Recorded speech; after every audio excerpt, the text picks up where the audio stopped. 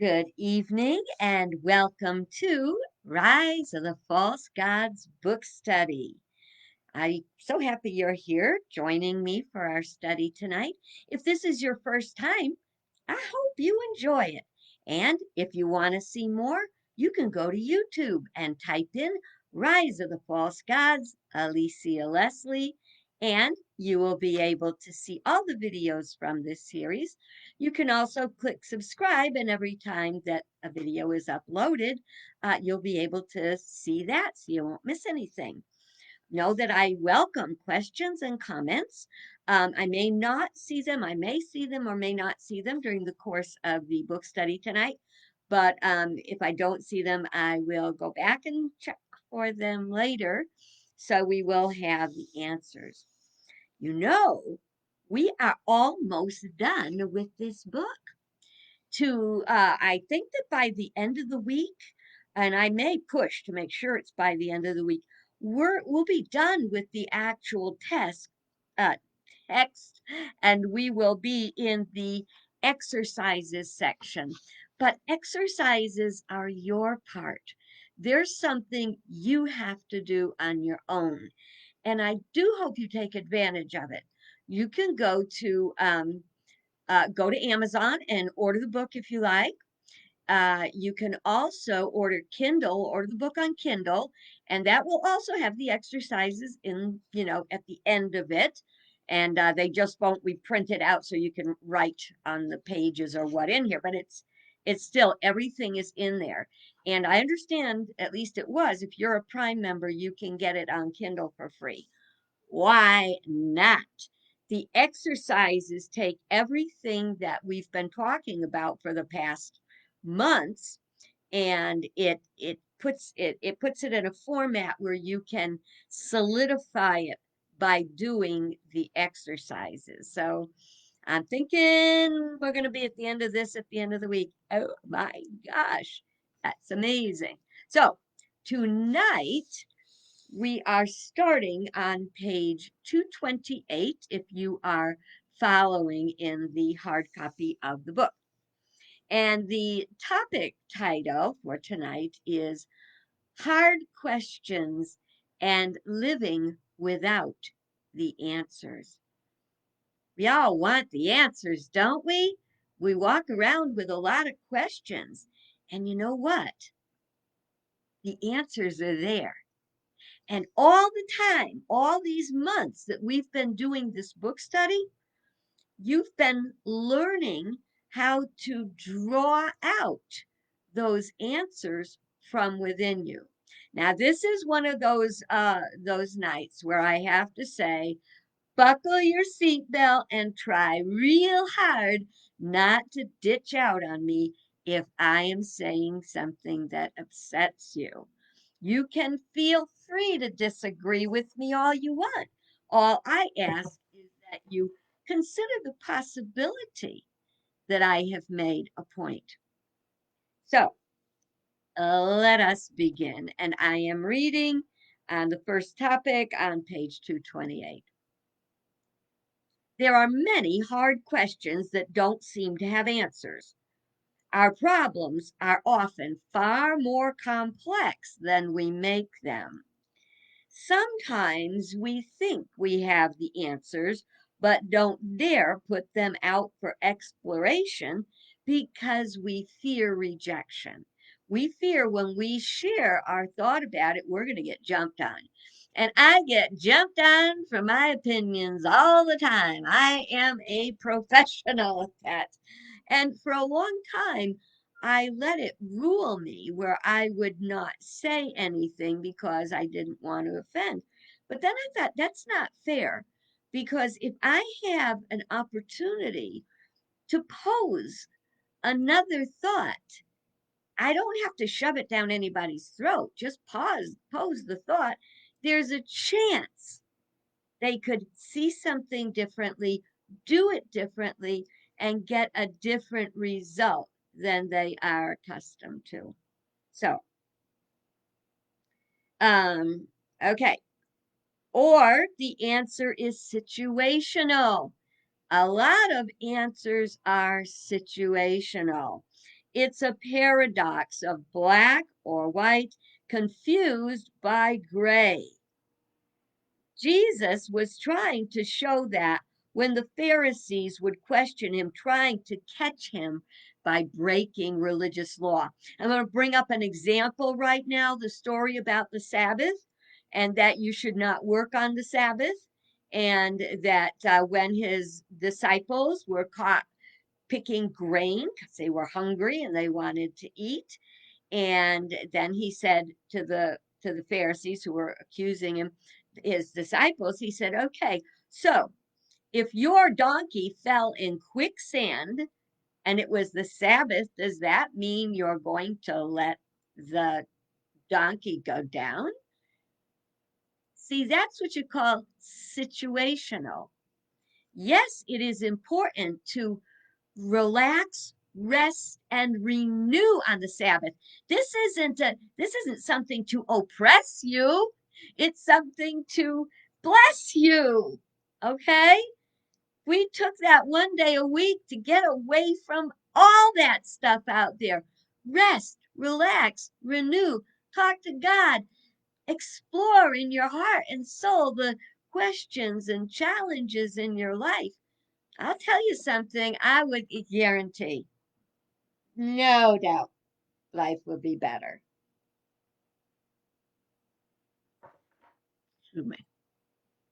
Okay, so this is Jesus quoting from Matthew 12. And behold, there was a man with a withered hand. And they asked him, is it lawful to heal on the Sabbath? So they might accuse him. He said to them, what man of you, if he has one sheep and it falls into a pit on the Sabbath, will not lay hold of it and lift it out? Oh, of how much more value is a man than a sheep. So it is lawful to do good on the Sabbath. Gotta look out for those little tricksters trying to trip you up, looking for loopholes. Okay, now, paradoxically, making an exception for a holy purpose is not breaking the law because you used it to perform an act of goodness and mercy. This does not invalidate the law. Behind it all is intention and need. Okay? Are we looking at a higher spiritual purpose, or are we looking at what I want to do for me, regardless of what's good for even myself on a higher scale? Okay. This is where the difference comes in between excuses and reason. Now, if you want to put yourself to a test, I invite you to get a piece of paper or post it and write on it reason or excuse. If you work in an office, take it to your office and post it on your phone or on your wall or your cubicle or somewhere where you can see it. Reason or excuse. And every time you're ready to embrace an opinion or to answer a question or a request for help or whatever, make a decision, ask yourself, is this based on a reason or an excuse? False God consciousness would encourage breaking the law for our own pleasure, while spiritual consciousness honors each moment centered in God. We must each come to terms with our own beliefs and behaviors. The law will bring justice because it's the law. It's principle, not personal. Whatever question regarding right or wrong we have, we can find the answer within us. Ask questions And don't be afraid of discovering your thoughts were incorrect. As you ponder, consider the causes that you have sent forth, that you are sending forth, that you're about to send forth, and the effect. What will you reap from the seed you are sowing? What kind of fruit are you growing? Now, you come over here because she wants to come to visit, except she's not sure. She's kind of thinking it out. There we go. Yeah. Say hello to everybody, Tishy. Say hello. Here I am, the prettiest, sweetest, most wonderful kitty in the world. Okay. All right. So, now I want to share something, and for those of you who are watching this afternoon, I apologize that I have to repeat, but this is something that has to be repeated. I saw a very disturbing video today, and it was people gathered around big burning, they take the, I don't know, 55-gallon drums, and they put fire in them, and they were burning masks. And these were states that decided that, we're not going to wear masks anymore, we're not going to social distance, and we're not going to close any businesses. We are done with the COVID, we're not messing with it. Now, is there a, while science is still saying this is not time yet, this is not time yet, but they are burning their masks and letting go of all the precautions. They're saying, well, the vaccine's going to take care of it. The vaccine's going to take care of it. Except the vaccine has not yet been proven effective on the Brazilian and the South African and the UK variations that are coming out, and probably mutations in our own country. We need to get this bug, we need to get this pandemic stopped. And we can't do it if you are defying science. Yeah, the vaccines are here. Yeah, they're going to help, but we got to do this faster before there can be more mutations. So, is burning your mask, do you have a valid reason to burn your mask, or is it an excuse to do what you want, especially to do it in defiance? A lot of these people have made this political, and they've made it about Donald Trump and the fact that he said no mask, didn't wear mask, didn't do masks, knocked the importance, said it was just a hoax, said it was a Democrat. So, because of all this, they're doing it, but are they doing it as a reason, a valid reason because it is time, or are they doing it because it's an excuse? Sorry to go off on that rant, but that was very disturbing to me because these people are teaching this to their children. They're teaching the children to defy science and to defy taking care of each other. And laws or mandates are laws. They were not supposed to be running around without their masks and not social distancing. There will be a price. I mean, so maybe, the price will not be as severe as it would have been because enough people are getting vaccinated. It's just that we're in a state of pure insanity in these days. Okay.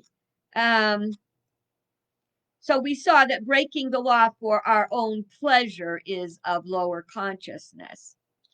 We must each come to terms with our own beliefs and behaviors. The law will bring justice because it's the law. Principle, not personal. Okay. All right. So it is the practice. I'm at the top of page 229 now. It is the practice of Mohegan tribe elders to project the effects of actions they were considering by looking forward 13 generations to see what impact their actions would have on the tribe. You know, this is just common sense, folks, just common sense. When you look at the amount of waste we have and the amount of waste we are creating more plastic waste than we can even use through recycling. I heard something today that really like blew my mind, and it's on a program that I like to watch. It's called Storage Wars, I think, and it's where people buy um storage units that people, some people rented them and then they didn't pay the rent, and then they lost everything they had. So now the storage company sells the contents of the units, um and people from thrift stores and stuff like that buy it all. Sometimes they find treasures, sometimes no. But what they said is there were all these acres and acres of storage units, and there were enough. Just brace yourself. You better sit down because this is a tough one. There are currently enough storage units in the United States to house every man, woman, and child 7 times over.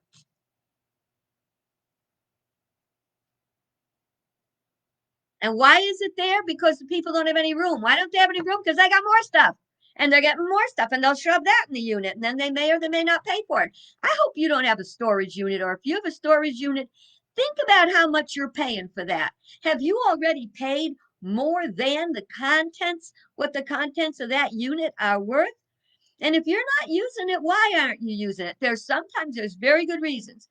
When I went to seminary, I took all my stuff and put it in a storage unit because I was going to school. I didn't know where my church would be after I was ordained and where I would be schlepping all my stuff, but I didn't want to schlep it to Missouri and then schlep it someplace else. So I kept it in the storage unit. When I was ordained, I went and got it. Okay. So that's a good reason to store things, but to store things because you have collected so much stuff that you don't know what to do with it. Look, if you're not using it, circulate it. And if you're storing stuff and you can't get rid of it, maybe it's time to talk to somebody about that. You know, it's like it's like having clogged arteries. When you clog your life with stuff you don't need, it's like having clogged arteries. Okay, I'm going to get off of that little soapbox now. I don't know how I do these things. So anyway, with our waste, with overfishing, with farming without considering renewing the soil.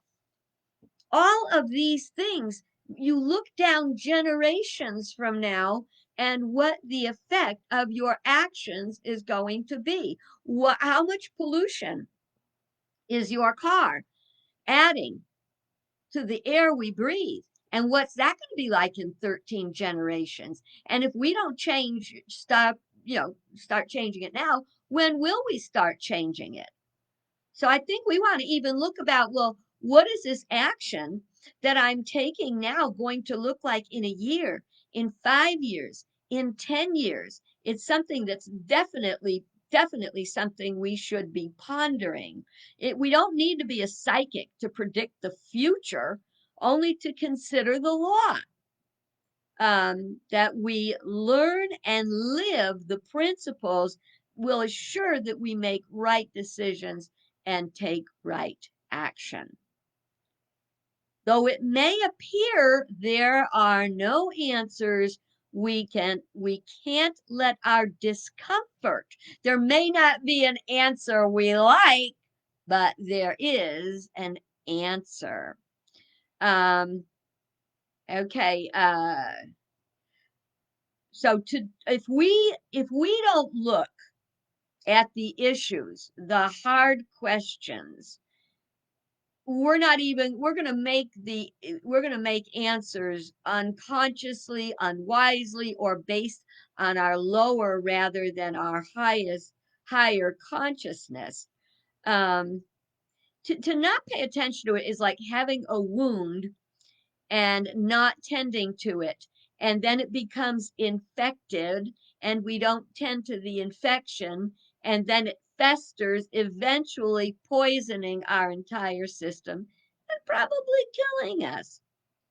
We each must come to our own conclusion and live that in integrity and honesty. And we have to be open to the guidance of spirit. You know, Joyce Meyer said something the other day that really hit home. She said, because it's true, I've known this for years. I just never discuss it. I guess I just didn't. Our thoughts, not all of our thoughts are our thoughts. There are many thoughts circulating in the universe, and they are contagious. And Charles Fillmore said thoughts are things, and we can catch other people's thoughts the same way as an idea can be caught by many people at the same time. We've talked about that before. You know, like we have ravioli, we have pierogi, and we have wontons. They're all pretty much the same thing. Where'd that come from? It's those divine ideas that are out in the universe that we snag and use according to our consciousness. So we want to know that our decisions are made with deep thought and prayer. And if we turn to spirit first, and if we take time to weigh out causes and effects and consider what will this be, down in the future, I think we'll make better decisions. I know in my life I may have, but I know that whatever I was doing the best I could for where I was in my consciousness. And I learned a lot, and I learned a lot through pain and making mistakes. You want to know one of the best ways not to make mistakes that are going to hurt you? Pay attention now. Pay attention now. It's always better to learn from somebody else's experience. Far less pain and suffering. And we have to ask ourselves there, are we teachable? Am I teachable? And who's the boss of me? Right? Okay. Ooh, I'm running behind and I'm trying so hard to catch up tonight. I may run a little bit over. Okay. Hard questions are not just about ourselves. They concern the common good. We can't drink poison without the whole body being affected. We can't exercise without the whole body being strengthened. We can't pollute water, a river, without the whole river and everything where it's going to dump into, without all of it being contaminated. Same thing with the air we breathe. Same thing with relationships. If we taint them with negative energy, always consider cause and effect. Cause and effect. Okay, I'm going to go on to some examples. This is where the buckle your seatbelt part comes in, because these are hard questions that don't have cut and dry answers. We'll have several unique to ourselves because each life affects another. However, we need to have healthy discussions and not debates or arguments, because we have to consider our opinion and be open to others' opinions so that we can sort it out and come up with what truly works for us as individuals and as a whole. The purpose is not to convince someone else, but to get all of the information you have to work with. Okay, are you ready? We got some hard questions, and I'm going to tell you, I may have opinions that I might or might not share with you about these, but I do not have all the answers. And I would not be so presumptuous as to tell you what you should think. Hopefully, I will provide you with some tools or thoughts that you can start for your thinking process. Okay, number one, front and center in our lives today and affecting us dramatically on the political scene, and that is abortion. And a lot of people um, are pro-conservative. They're for the conservative point of view because they are pro-life. They say they're pro-life. And they say the others are pro-choice. And that's making a cut and dry thing. But if you talk to people, if you talk to them and ask them, well, what do they think about this and what do they think about that? You're probably going to find we agree with each other a lot more than we disagree. Okay. So I'm gonna run through some questions here for you to use just in your own weighing, and consider that different people are going to answer these questions differently than you are. Um, is abortion murder? At what point does it become murder? What if it's a life or death emergency or convenience? Would you allow Would allowing a baby to be born be a healing choice? When does life begin? What caused the pregnancy?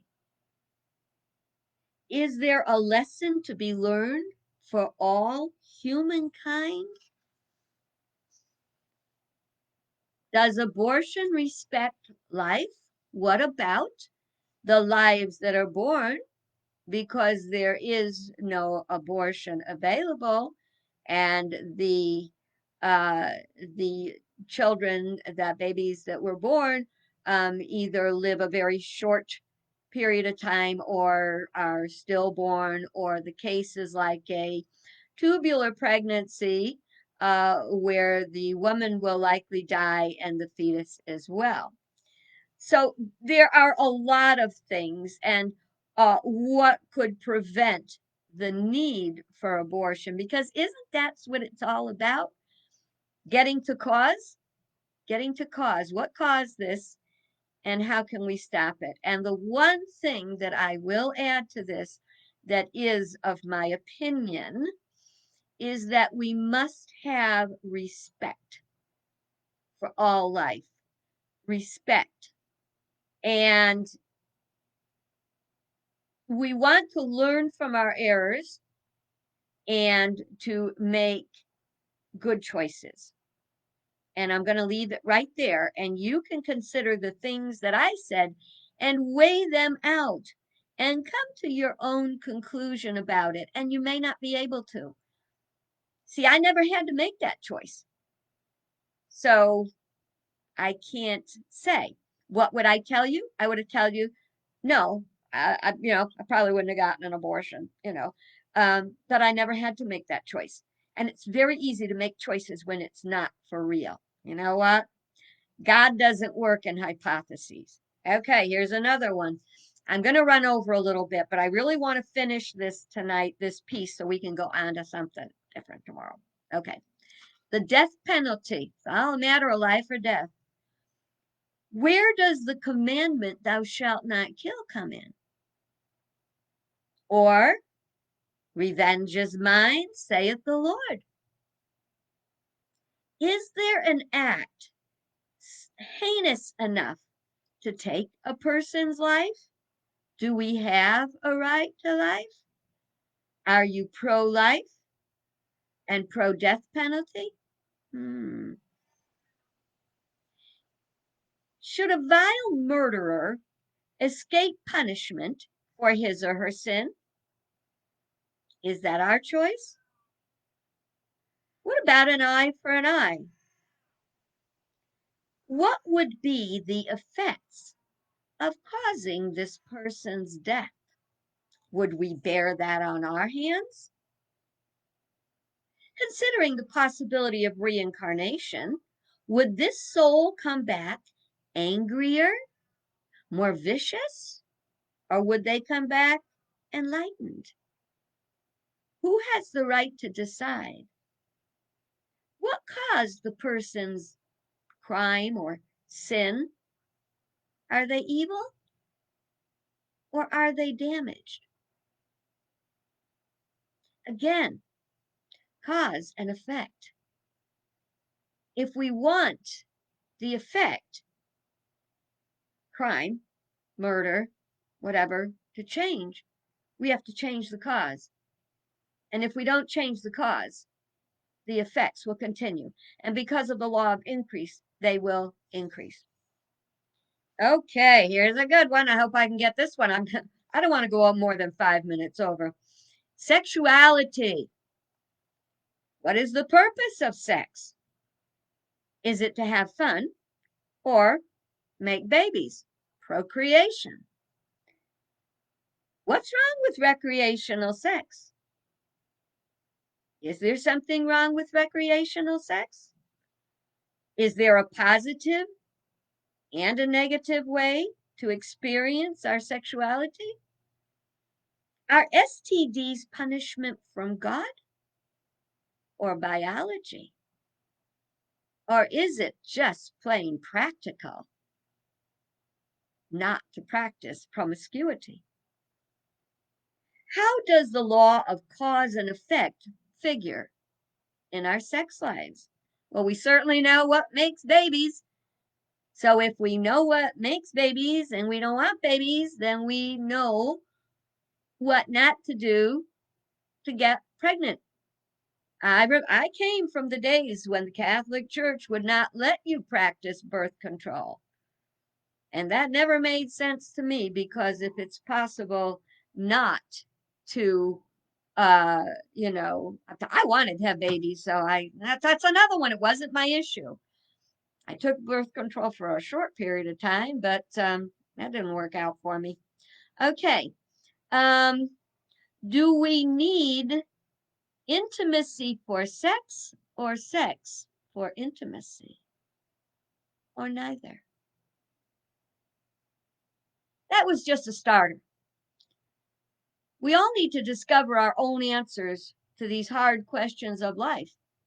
And you know what? There are. There are right answers. There are. But I cannot tell you what they are.